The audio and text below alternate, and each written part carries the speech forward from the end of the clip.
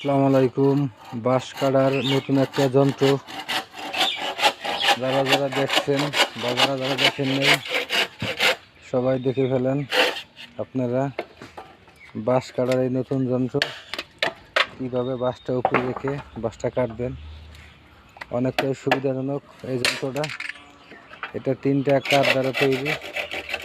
যারা রাজমিস্ত্রি কাজ করেন তারা আপনারা সবাই এইভাবে এটা দেখে এইভাবে বানায় কাজটা করলে কাজটা সঠিক হবে, আপনাদের কষ্ট কম হবে।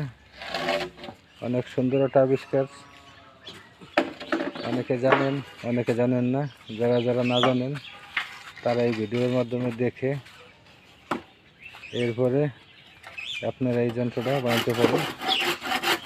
তারপরে খাবারের আর একটা নিয়ম হচ্ছে বাঁকা সাইড নিচে থাকতে হবে, সোজা সাইড উপরে। এই জিনিসটা লক্ষ্য করেও আপনারা খাবারটা কাটতে পারেন।